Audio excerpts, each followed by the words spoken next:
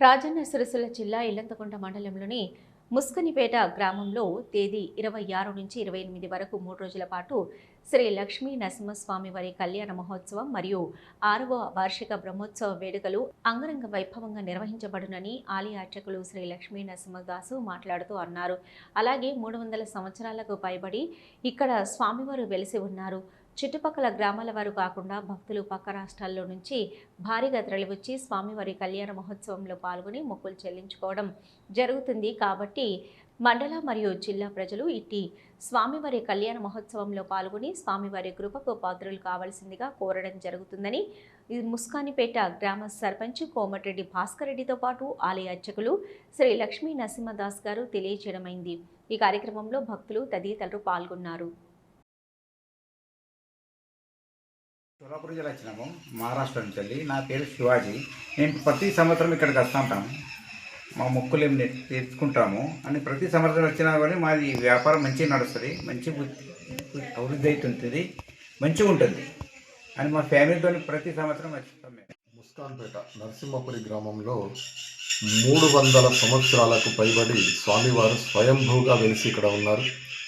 భక్తుల పాలిట కొంగు బంగారమై స్వామివారు కోరిన కోరికలు తీరుస్తూ ఉన్నారు. ప్రతి ఏటా పాల్గొన మాసంలో స్వామివారి యొక్క బ్రహ్మోత్సవాలు నిర్వహించడం జరుగుతుంది.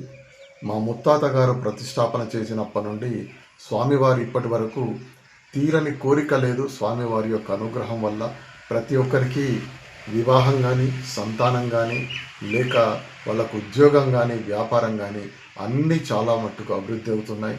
ఒకప్పుడు త్రాగు నీరు లేని ఈ గ్రామంలో ఇప్పుడు సుభిక్షమై ఉంది.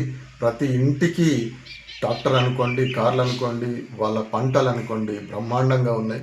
స్వామివారి యొక్క కృప. ఇక్కడికి వేరే రాష్ట్రాల నుండి కూడా చాలామంది వస్తుంటారు.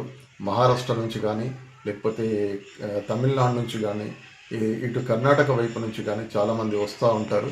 స్వామివారు ఇక్కడ వెలిసినప్పటి నుండి ఇప్పటి వరకు స్వామివారికి విశేషంగా మనము పాల్గొన మాసంలో బ్రహ్మోత్సవాలు నిర్వహించడం జరుగుతుంది. ఈ సంవత్సరం కూడా మనం ప్రతి సంవత్సరం హోలీ రోజు ఈ యొక్క బ్రహ్మోత్సవాలు స్వామివారి కళ్యాణం చేస్తాం. కానీ ఈసారి హోలీ రోజు చంద్రగ్రహణం రావడం వల్ల స్వామివారికి నృసింహ ద్వాదశి రోజు కళ్యాణ మహోత్సవం చేయడం జరుగుతుంది. కాబట్టి ఈసారి కొంచెం ముందుగా స్వామివారికి కళ్యాణ మహోత్సవం చేస్తున్నాం. అలాగే ఇక్కడ ఎమ్మెల్యే గారు, స్థానిక ఎమ్మెల్యే మానకొండూరు ఎమ్మెల్యే గారు గవ్వంపల్లి సత్యనారాయణ గారు ఈసారి మన యొక్క స్థల పురాణం బుక్ ఆవిష్కరణ కోసం వస్తున్నారు.